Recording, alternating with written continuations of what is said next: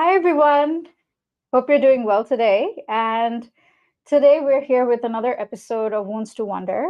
And at the start of season two, we have the amazing Angela Rosso Ah, with us today. How are you, Angela? thank you for that welcome. Very good, thank you. Sun is shining. Yes, also, everyone who's watching, the sun is very bright outside. I hope you can see us. Got all the lights in here focusing on us. But, this is something I'm not going to complain about, though. We haven't had sun No, in quite a minute. So this is yeah, fine. But thank you so much for giving us time today and my being able pleasure. to join us on this podcast. For everyone who's watching, Angela has been a facilitator, facilitating workshops at the center for a while now. She's a scientist. She does a lot of work with mental health and can support you in a lot of ways. But before we get into that, I would want to know from you, how are you doing today? I've been having a good day. I was able to go outside for a hike this afternoon, and it just nourishes my soul. So I always feel better after a good hike. So Oh, that it's a is good day. amazing. I'm glad that you did that before we started this conversation on the Hmm. podcast because yours, what we've been doing is every month when we're doing these podcasts, we're thinking of different themes that we want to talk about. And one of the themes that we're talking about this month is gift to gain. We spoke about it a bit last week with one of our practicum students. This week, I'm going to pick Angela's brain and ask her perspective of what gift to gain means to her and can mean to all of us. But before we get into that, your journey has been very interesting, at least for me. And you've been a scientist, you have supported a lot of women through their mental health journeys in your own way through facilitating workshops, group sessions. But that's an interesting mix. So I want to know about you, about your Hmm. journey. How did you come to support women in this way? Yeah, thanks for that. So, I mean, I think I came to this journey essentially through the way a lot of people end up doing work in this area. I was involved in a abusive relationship, and I was pretty shocked as I realized what was happening, that it was happening to me because, I'm a pretty strong person, I'm a very confident person, I'm very stable, I have like financial security, like I just like I come from a place of strength, and yet I found myself in this situation nevertheless. And here we are. So then, I got a support from a lot of people to move on from that. Um, and, as a lot of people feel like you want to give back to the people who help you through a crisis. And I started looking around for women's centers that I could work with. And I actually started in 2017 with the Hamilton Women's Center, and I Oh, started okay. doing peer support, which like was one-on-one working with women and facilitating a group on what I call a greatest hits of package of mental health skills. Okay. So things like mindfulness and self care and goal setting and boundaries and assertive communication and automatic negative thinking. So that's kind of the portfolio. How I specifically came there, though, I had a career as a scientist. I did cost effectiveness research on pharmaceuticals. And I did a lot of volunteering because my dad always taught me that you give back to the community. And, I'd always volunteered like in my kids' schools. And when I was a working professional, I volunteered on a lot of boards. And I was doing all this work like at the 40,000 foot level. And I started to wind down my career and thought, I want to leave that behind. I want to do more one on one Okay. work. And I felt like I was in a space and a place where I had enough like emotional resources to do that kind of work. Um, and the other piece of the puzzle that fit into all of this was I started experiencing chronic pain. And this was started in 2014. And by 2017, I was like a mess, just uh, with daily pain that interfered with all of my activities. And I'd been trying everything. I'd been to every kind of healthcare practitioner and just, trying everything I could think of. And pain was dominating my life. And I went to a pain clinic. I was lucky to get into a pain clinic. And medicine didn't help me. Physio didn't help me. But they also had a pain. Those were like the 3 domains of healthcare professionals. And the third was a psychologist who Okay. worked with me on pain. And it changed my life. That is not something everyone expects, right? When you feel that kind of pain, you would think that the quick fix is going to be, I'm going to go Yeah. to a doctor, they're just going to prescribe some medication. But Yeah. then it's not that simple, right? It you just shared that you came from a place of strength, you had so many experiences, but then the chronic pain went away after going to a psychologist. And I'm very Yeah. curious that how does that happen? Like, if you're comfortable sharing, like, Yeah, absolutely. So, I mean, we're going to loop this around to giving to gain. yes, of course, we have So, to the stick to 3 the pieces of topic. the puzzle were I wanted to give back to women because I believe in the empowerment of women. That's just a like long-term, lifelong cause for me. And from my own like toxic relationship, I had a lot of learnings and growth, and so it fit. And then I also had like a change in my life where I was putting my professional work world behind me, and I wanted to grow in a different way Yeah. and engage with people in a very different way, not board work, but one-on-one, very intimate work. And then the third thing was how my pain journey changed me and the skills I learned from it. Okay. So through that piece, I saw an anesthetist who, we went through all kinds of drugs. It didn't work. They actually did. I had the pain was in my back. They did a nerve ablation where they fry your nerves Oh, wow. so that you don't have sensitivity, right? Like your nerves are gone. They can't conduct pain signals. And they grow back in a 6 months time. If it works, you just keep getting this every 6 months. So I had set my hopes on, oh, this is going to work. Like you won't have nerves to send pain signals. This is going to be great, right? It's like you're And it's cutting very a low bit of dose. yourself off. But what happened was I had a paradoxical reaction where the nerves, instead of being desensitized, were super sensitized. Oh, wow. I had That is an inflammatory reaction, and the pain level went from here to here. And then I had to wait 6 months for my nerves to regrow. So it was a horrible experience. And that like medicine, that part of medicine failed me. And like rehab or whatever, physio, like that wasn't getting me out of this. These nerves just had to regrow. And then I would only be back to where I was, which was already intolerable. So there was a pain psychologist, and she worked with me on the difference between pain and suffering. And this is a common concept, right? And like in my case, it was literal pain, right?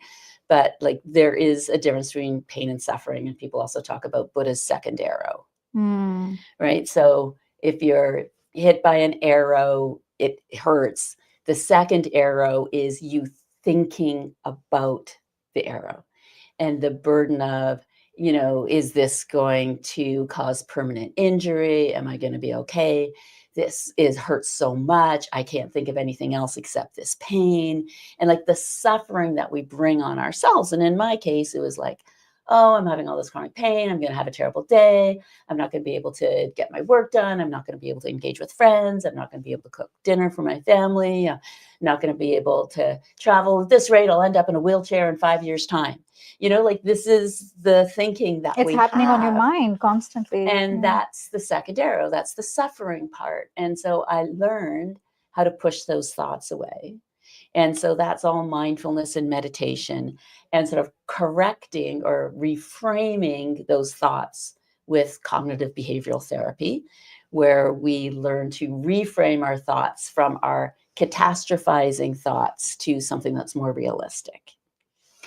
And then I also, just did some basic things around pacing, like managing my energy outlay.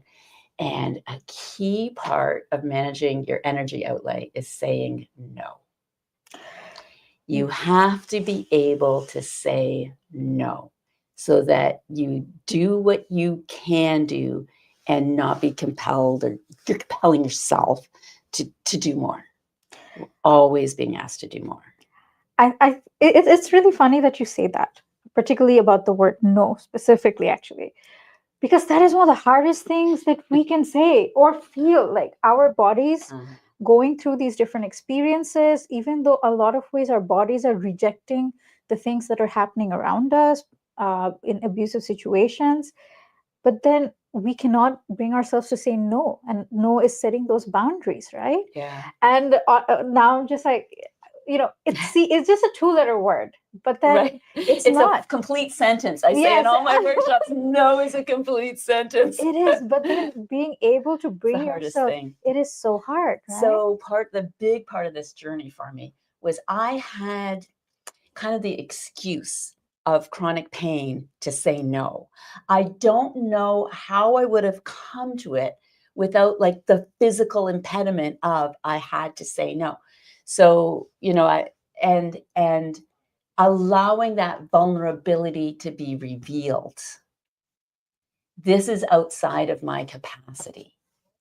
Like that, I never said that before. I was like, like a lot of us, you're trying to be super mom, you're trying to be Do superwoman. This everything. whole have it all, we've been sold a bill of goods.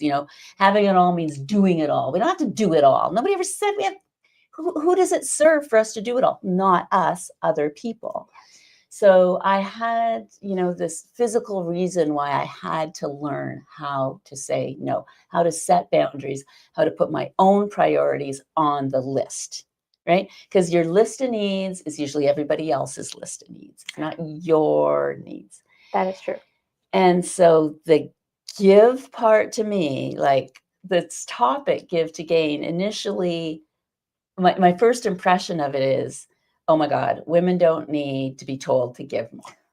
Like, We're and conditioned to exactly, we are always. socialized to be caregivers. Like, what do we call a good mom? A selfless mom, Super mom, right? unconditional in Like, everything she where's the does. self and selfless? Like, yeah, we have to give to ourselves first. And that's why I went on a hike this afternoon, because I wanted to be in a good space for this. So that was part of my self-care, right? To look after my need to be able to be fully present for us today. Which is interesting because I'm going to be coming back to that, like Okay. after everything that we do, like what is your practice of self-care? But before we do, um, from the perspective of a healing journey, because Yeah. a Because lot I of had a literal. yeah, so you've been through it. So a lot of women that come to the center, as well as have spoken to us, they are going through their different journeys and different parts of their lives. They come from different experiences, and they are tackling things some of the times we cannot even imagine. And from that perspective, what do you think in that journey gift to gain could mean? Because when we think about gift to gain, Mhm. um, conceptually it feels like, well, which I also believe in to a large extent, like when we give, we get a lot more back. It's a sort of connected to sort of manifesting. We're manifesting a strength that we give into a community to support others, and then we get multitudes back, which is all great and good. But then at the same time, we're not always filling our cup, we're just pouring. So when someone is going through their healing journey, what can give to gain mean? That doesn't always mean just give. Yeah, I think it means three things. One is give the amount that you can. Know that you have a limit. Set it. Stay within it. Because I always say, like, you cannot pour from an empty vessel. Like, you only have as much to give as you have within yourself. So Yep. set the limit and give to yourself. Make sure you're looking after yourself. And like, there's so many times and place, like in my own life, I was running a business, raising kids, running a house. Where was the time for me? There was so little time for me. And there are times in our lives where, we have fractional amounts of the time that we need to For look after ourselves. ourselves. So we need to maximize, we need to do everything we can with that time that we're given. I was talking to a lady this morning who's like, I have a 45-minute drive to work and I've learned to love it because it's the only time in the day that I have for myself. 45 minutes of Angela time. Yeah. Yeah. And so we have to leverage our opportunities. But what does give to gain mean in a healing situation? I think the third thing is something that I mentioned that I was going to talk about, which I think is a different way to look at it. When I think about giving, I think about when I was going through my pain journey and I was really kind of like broken. I was just really broken. And I had to ask for help. And I do not easily ask for help, right? And a I think lot a of lot of us women are can not relate to good that. at asking for help. It's just, it feels like if I ask for help, there's something wrong with me, right? Yeah. That's one of the things that women just automatically, because of again this social conditioning. It's like, oh no, maybe there's something wrong with me. Oh, if I ask, I'll look weak. I'll feel like I'm not more, I'm less. From that Exactly. perspective, asking I for don't want to no, be no. pitied. I don't want to be Yeah, seen as weak. I don't want to be judged for my failures, right?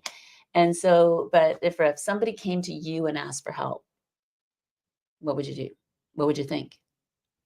nothing. I would just listen to them first of all, because at the end of the day, we, I would want whoever it is to come as they are, and it's just maybe a problem at the end of the day. Can have a fix, maybe the solution is big, small, whatever it is, it's just a thing.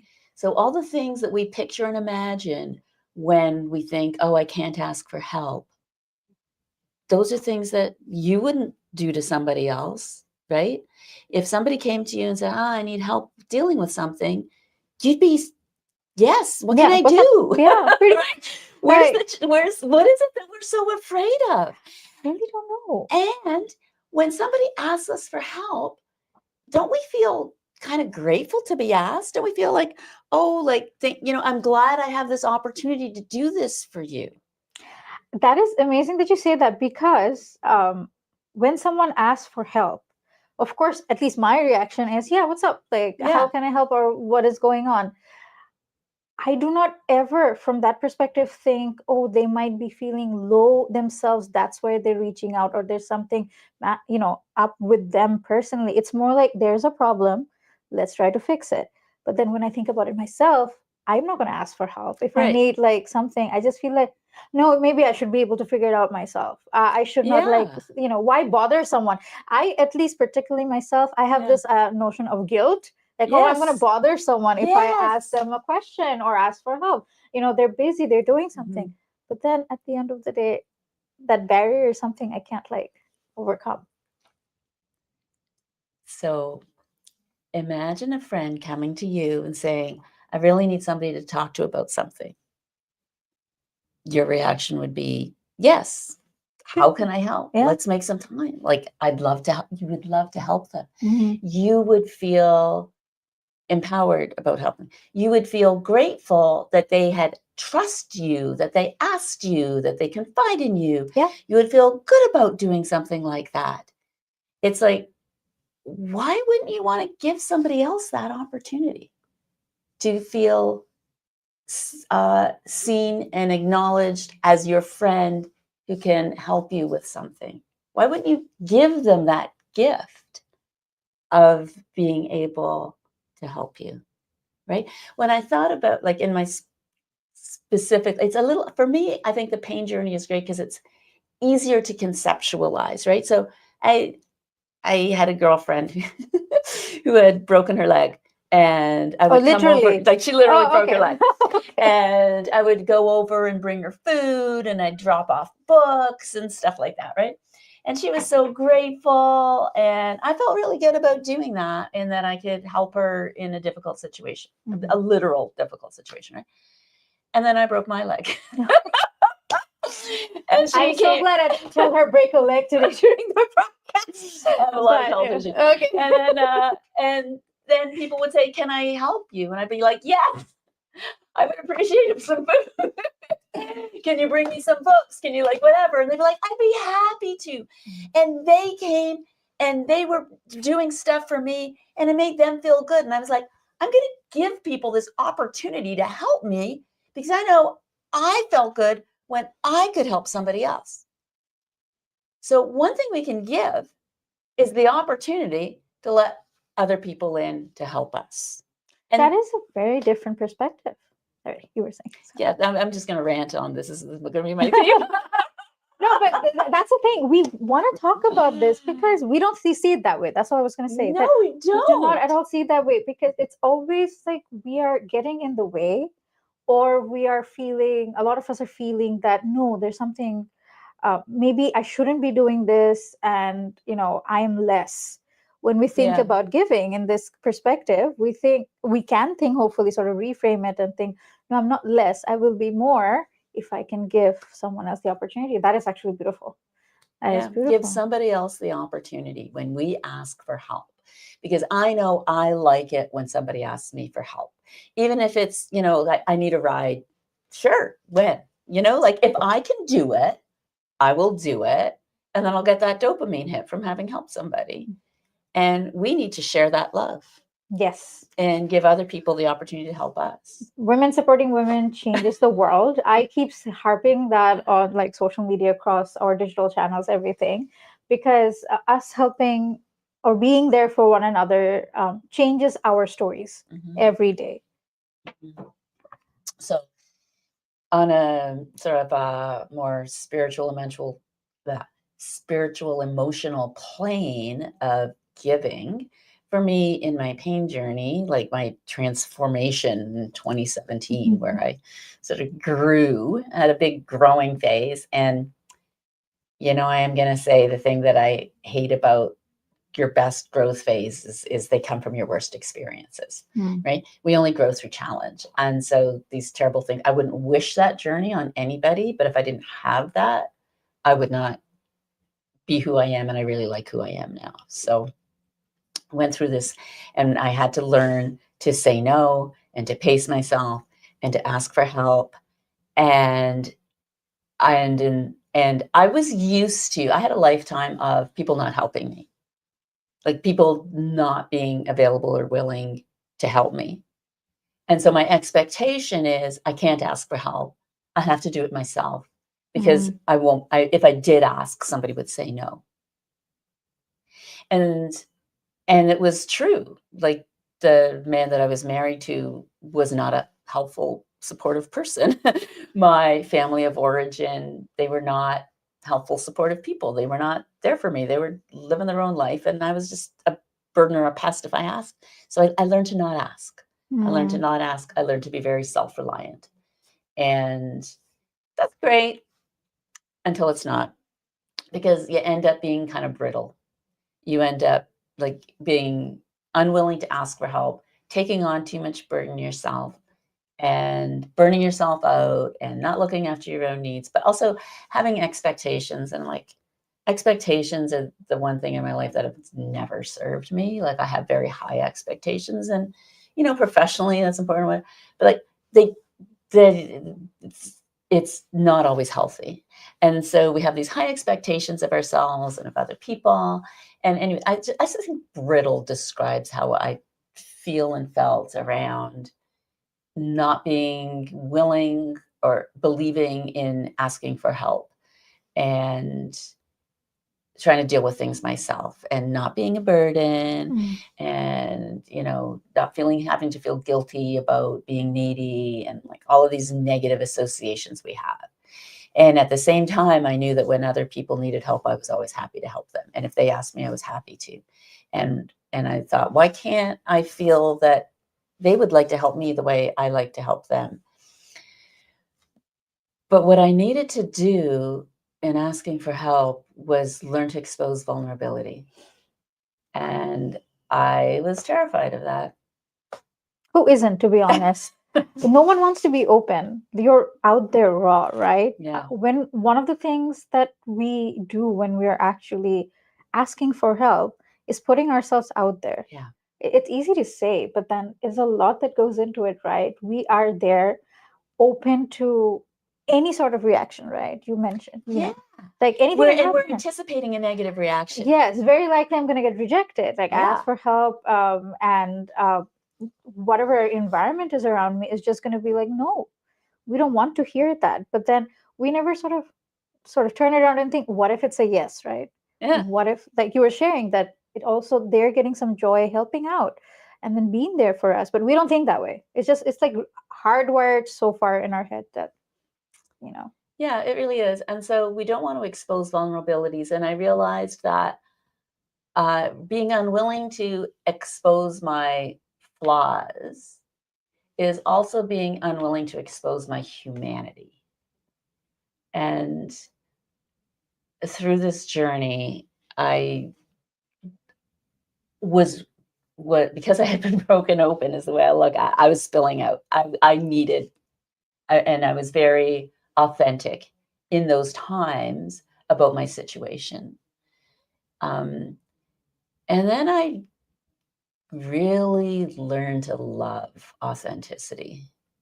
And that was the real breakthrough gift. And I learned, so my personal interpretation of give to gain is when we give in terms of being real, being our whole persons, not just the curated version that we want the world to see. And we have like social media as the perfect manifestation of these curated lives that we want people to see and believe that that's who we are, and hide other things that we're ashamed of and embarrassed of or feel awkward about. And someone had said to me, I feel lonely. And it blew me away. Like, who says that? Who admits to that? And like, I feel lonely. I feel lonely plenty of times. But had I ever said it out loud? It's actually healthy to do that. Like, right? Yeah. You know what had happened?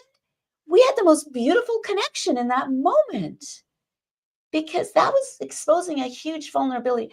You're taking a risk that somebody is going to sit there and say, and judge you and treat you negatively and treat you badly because of it. You also take the risk that someone's going to say, tell me more, or I feel that way too. Mm-hmm. And you deepen your connection. You can only have like these really deep connections with people when you give of yourself, when you present your real self. I was going through this journey, I was dating this guy at the time, and I said, I hate having to admit to all of this weakness and vulnerability. Like, I feel like that makes me so much less. And he said, no, Angela, it makes you so much more real. Like, he was relieved what I was not trying to be so perfect. Who is benefiting from us being so perfect? And I'm going to rant a bit here. And what are we teaching our children? I taught them the wrong thing. I taught them that I could do everything, be everything, always in control. Like, perfect. The word that doesn't or shouldn't exist. No, I should have been showing them life is hard. You'll get beat up sometimes.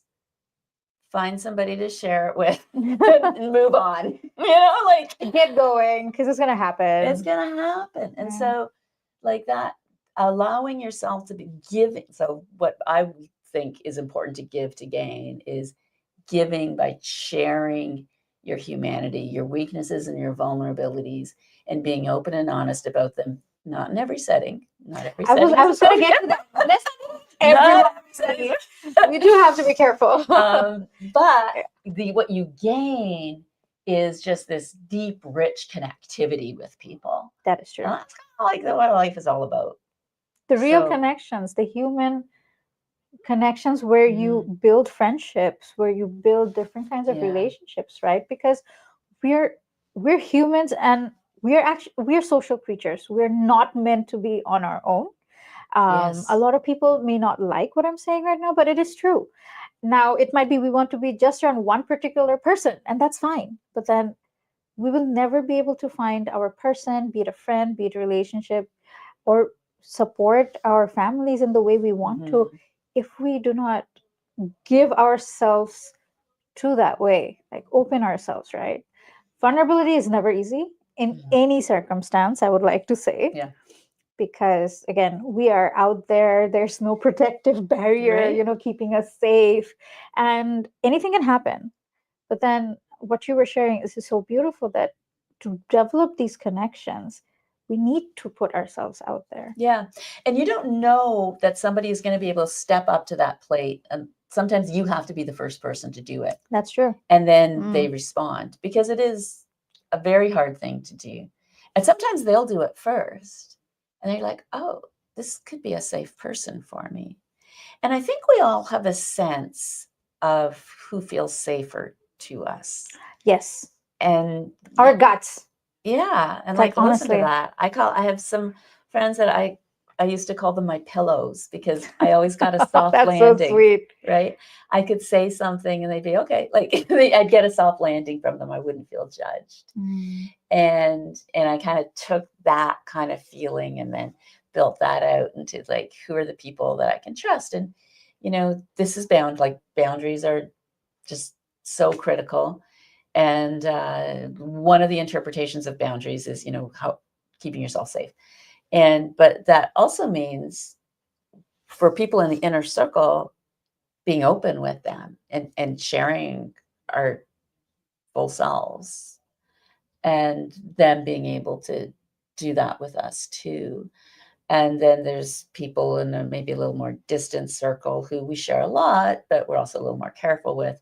And then there's people in another circle who we don't really know yet, or they're always going to be in that, like in the acquaintance stage or whatever.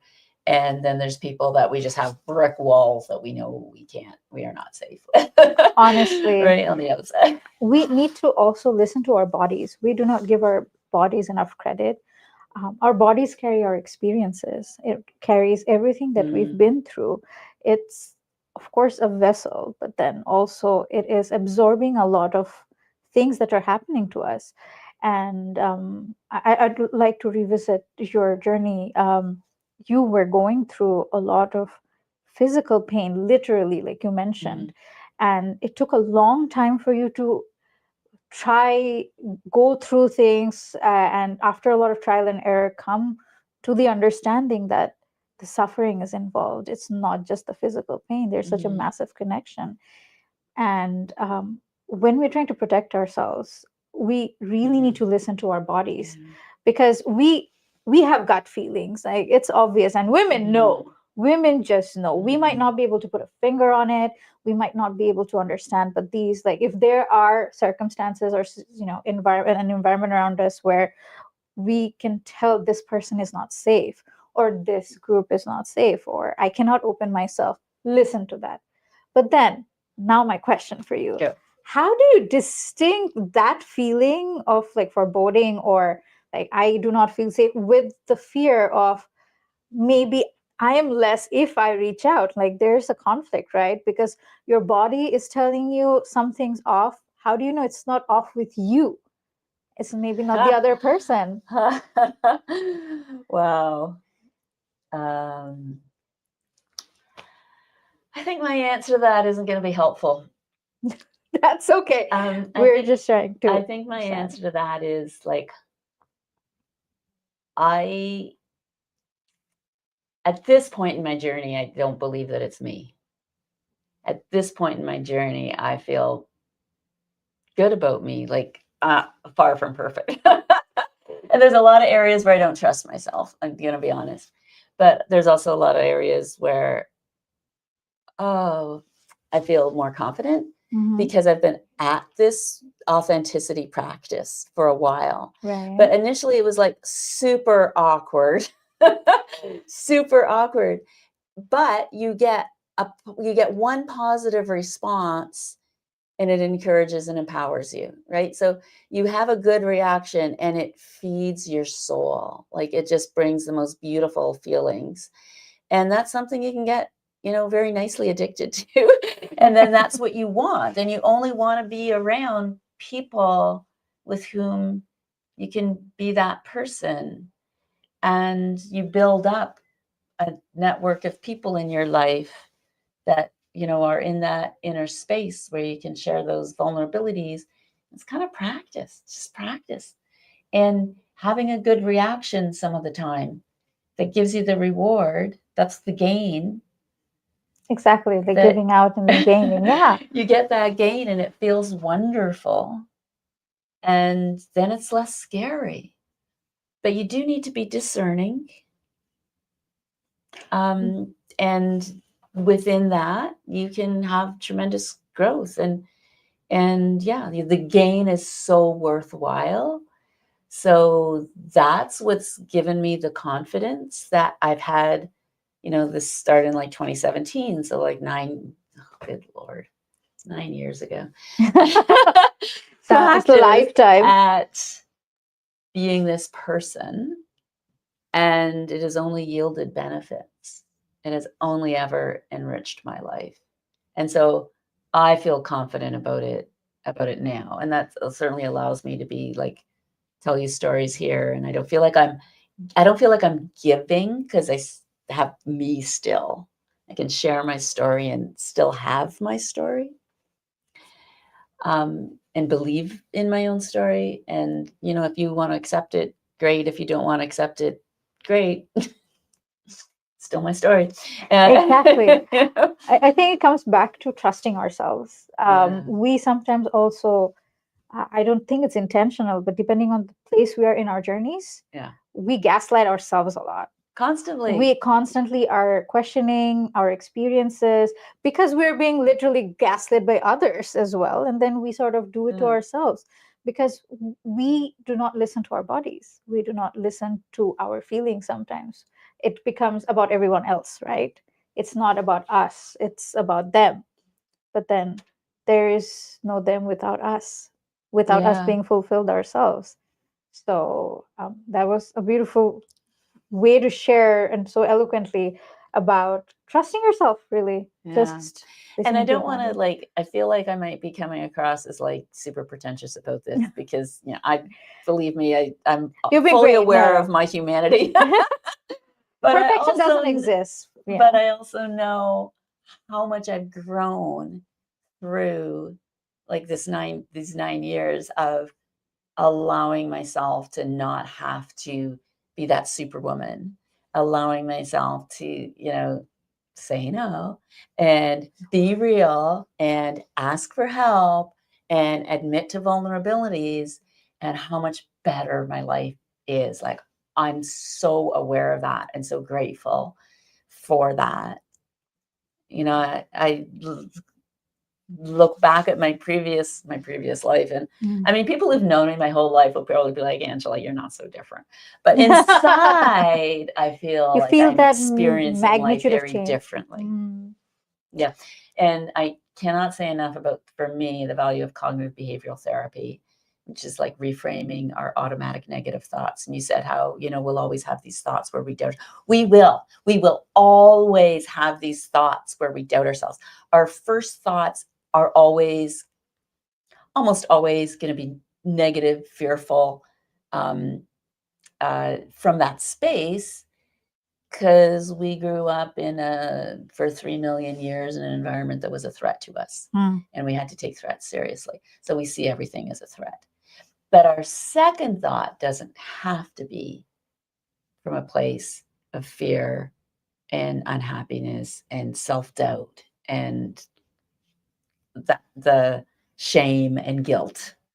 Our second thought, or maybe our 10th thought, it may not happen for our second thought. It may take us a while to get there. It might take us a while. But eventually, we lot can of have the conditioning. thought of, is this something I have to be afraid of? Is this something I have to doubt myself? Am I really approaching this in a fair way? And that's where we reframe the thought of, I can't ask for help, it'll make me look bad.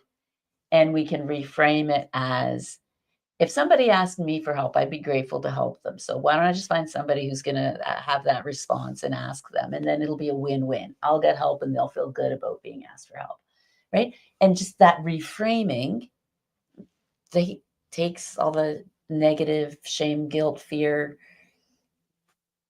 away. Yeah, and it comes with the intention, right? It is a very intentional practice that we have to keep doing. Oh, yes. Right? Yes.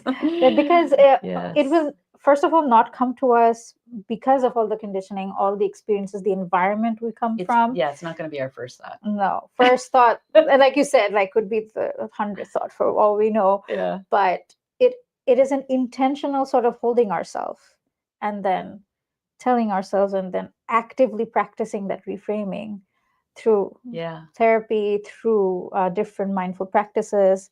But at the end of the day, gratitude journals, whatever allows you to reframe. Yeah. but it has to be us making that decision. It's work. It's Yeah. intentional. Yes. And it's not easy, but it can be done.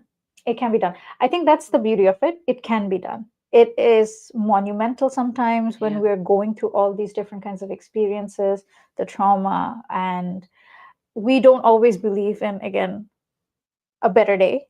But then Right. we have the reins and we can transform because we're women and we're awesome.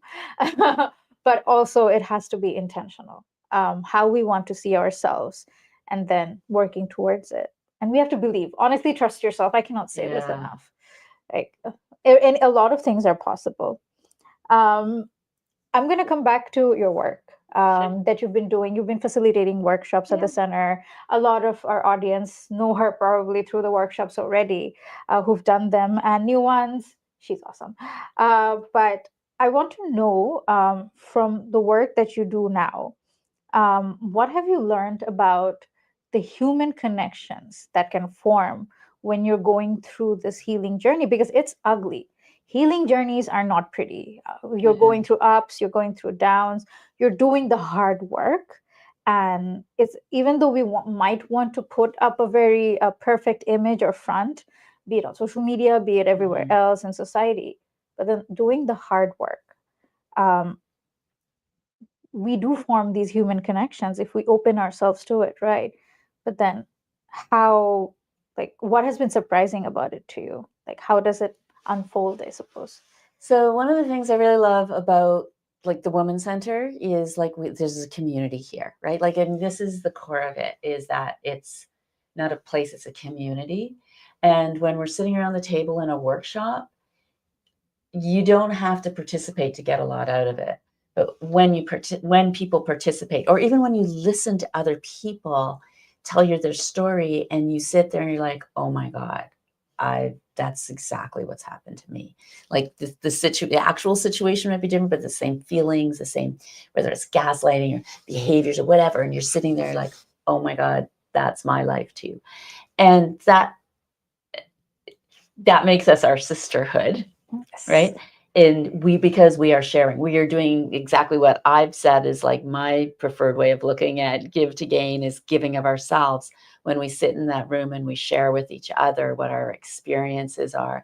And then other people will come back to you. Well, have you tried this? Or I had that problem too. And this is how I thought about it. And what, and we engage with each other. And that's the magic, right? Like that's the magic, is having that beautiful community where we're all here because we are challenged. Yes. And we have opened up ourselves to vulnerability when we walk in that door. We were walking in that door saying, I'm struggling, I need help, I'm here.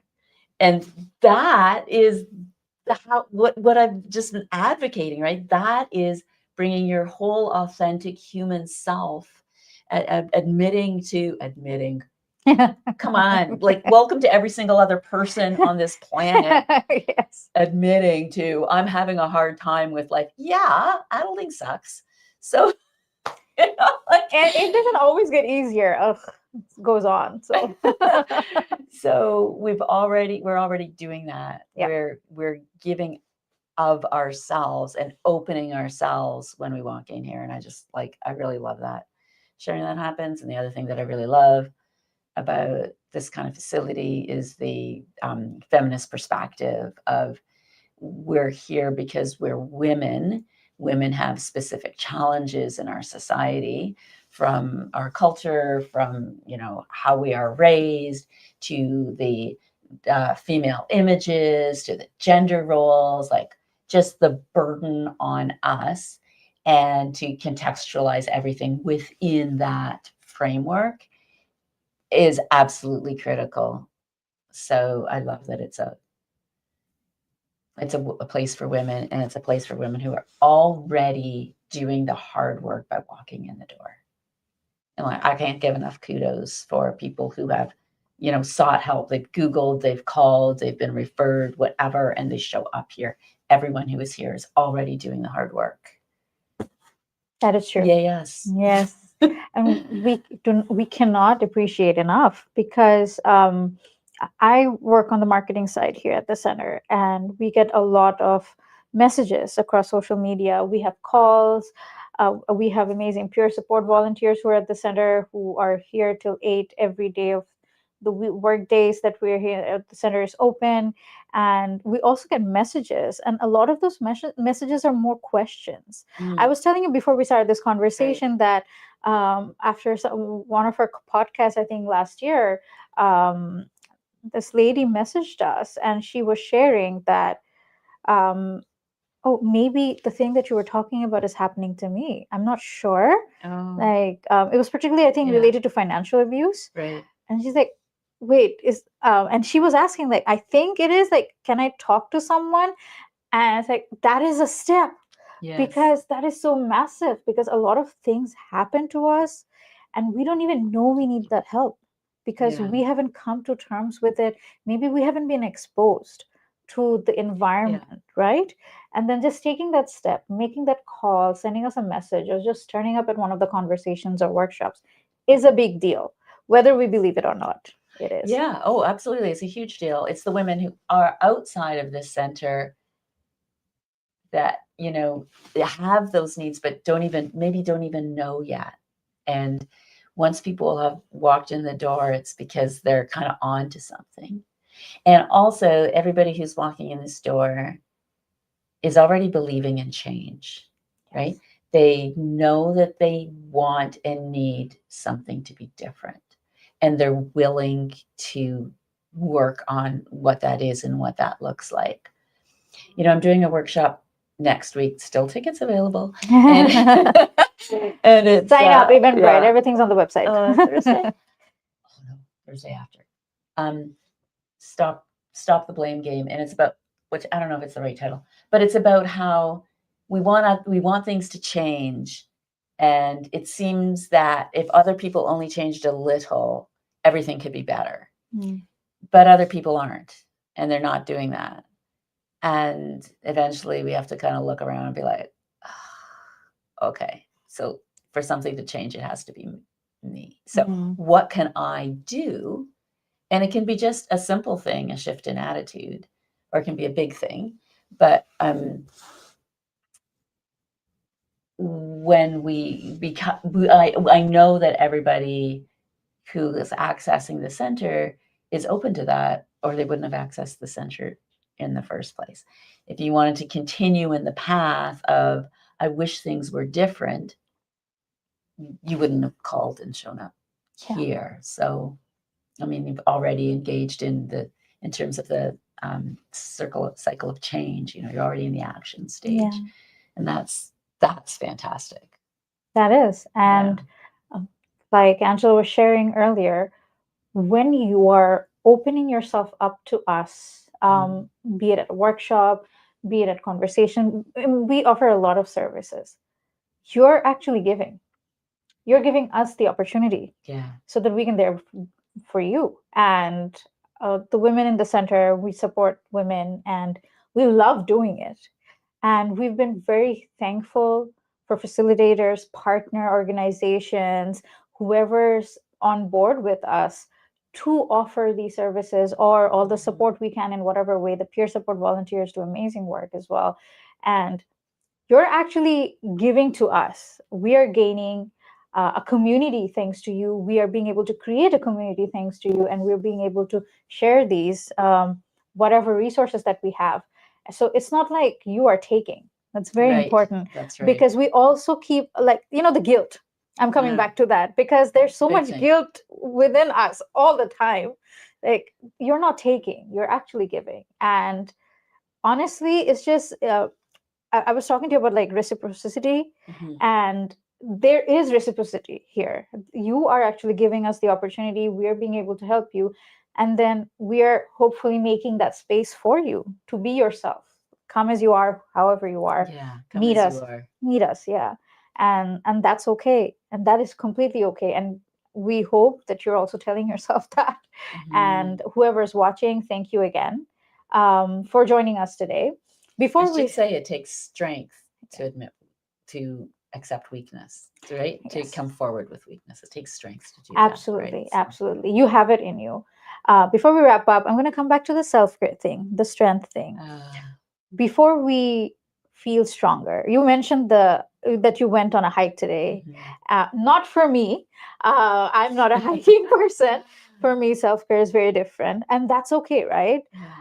Finding out what makes us happy, fulfilled is very important. So when you're like doing workshops, you're facilitating sessions, one-on-ones, you said you prefer one-on-ones more. That changed how you like feel. Yeah, like when you started off your journey, so that connection touched you a lot. How would you share we should approach self-care from that perspective? Because we do not set aside 5 minutes of the day all the time. That gives us strength, that fulfills us, makes us more of us, but we don't do that. How should we approach it, do you think?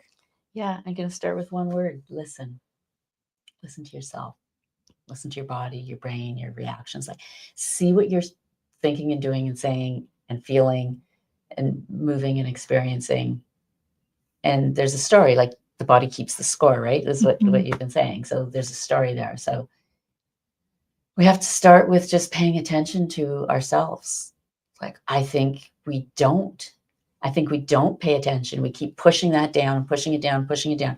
So then we keep performing and keep doing this, and performing in our jobs, performing for our family, performing to meet the image of what everybody's supposed to be doing and supposed to be feeling and supposed to be watching and supposed to be, cooking and supposed to be eating, and like, are chia seeds. Like, I don't even know what chia seeds are. Like, so there's all this should and stuff, and like, just listen to who we are, listen to what's going on, and accept that accept discomfort, like that we're experiencing discomfort, and to stop and notice that you're experiencing the discomfort, and to not try to deflect, defer, deny, right? Like, oh, I shouldn't be feeling this way, or, oh, I'll just distract myself with something else, or, oh, I'll go have a chocolate bar. Like, we have a million ways of deflecting. Oh, it's because of something else or whatever. And just like sit with that and think of what it would take to sustain you through that. And I think that self-care is a practice. And I do a self-care workshop at the other center where we do we give away boxes, like a box, self-care box. Oh, okay. And you stuff it with some goodies, which could be like a candle and like, the kind of things that we think of as self-care, and some bubble bath and stuff like that. But also like little slips of paper with affirmations. Right. And your self-care could be like a playlist. It could be like whatever it is that restores some energy to you. Like, maybe you need to listen to some music. Maybe you need to, or I would dance. I love dancing and music, so that's my self-care. I think some of these ladies have seen me dancing. So yeah, nice. At the Bronte lakefront music. Oh, the festival. Yeah. Oh, that's so nice. Whatever that, or it can be just like a positive self-affirmation. I am enough. Like, I deserve, I'm looking at the board. I deserve to be happy. I have the power to change the world. I'm beautiful.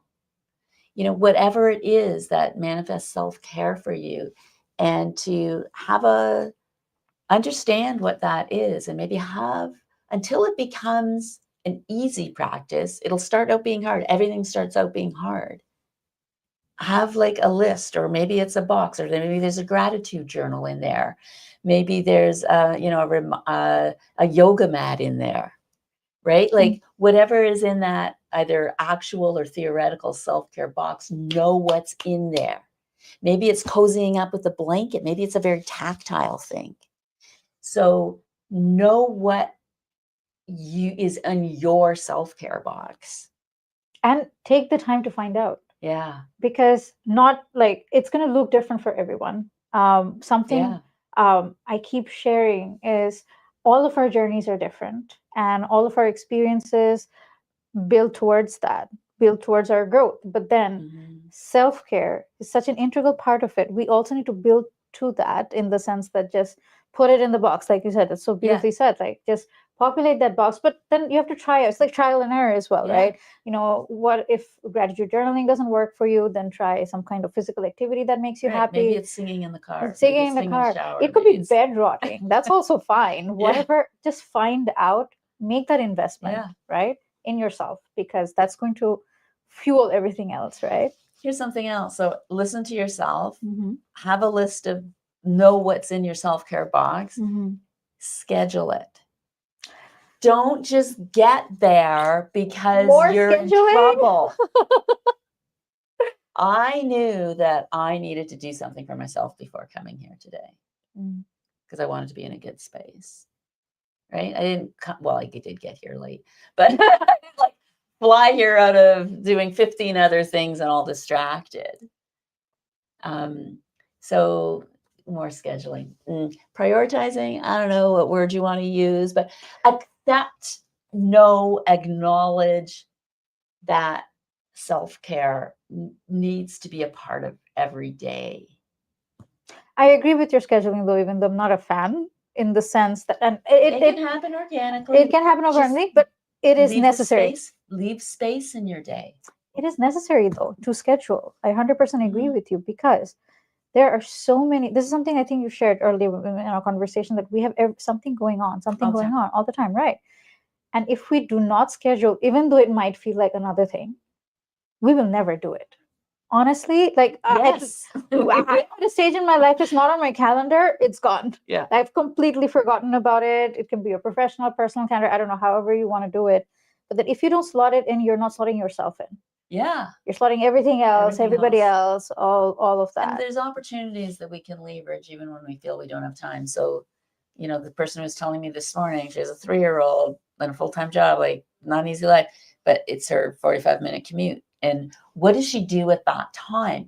And she has intentionally chosen not to spend it just listening to the radio, not to spend it just like ruminating, right? Feeling guilty about like what's going to happen to her son today. Like, she dropped him off and he's got a cold, and how am I going to, get back in time and make supper, and, bills are due, and, and like clutter, all those thoughts. None of that stuff's going to happen while she's driving. She's not going to make progress on any of the, there's no reason to have any of those thoughts while you're driving.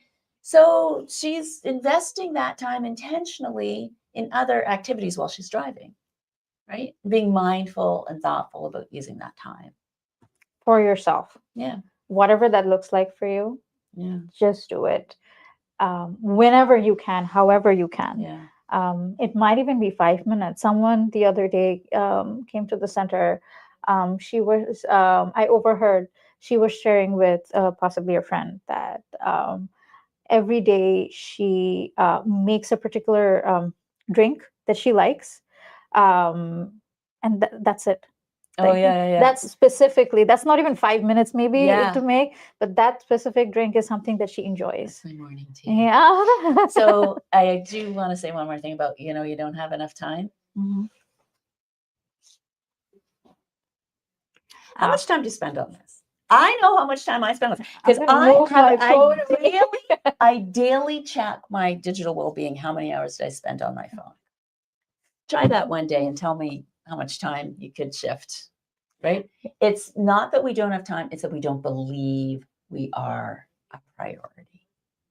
I think that's the crux of it, really. We need to be the priority before we can make anyone else. It comes back to the pouring from your cup, right? Your cup has to be full. Yes. And we need to fill it. No one is going to do it, right? Nobody's doing it for you. You heard it here first. It's going to be us. Like everything else. Yes. Who's looking after us if it's not us? Exactly. And if we want other people to also look after us, we need to show them this is how you do it. Yeah.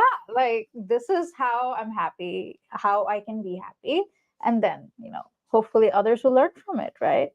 Thank you so much, Angela. Thank you, this has been so lovely. I hope everyone who's joined and watched so far, you've had a good time and learned a few things. And again, giving can look so different for so many people in so many ways, but then Mm. we should give ourselves in a way that others can give back. So thank you so much, Yeah, Angela. thank you. And thank you, everyone. See you next week. Take Bye. care. Bye bye.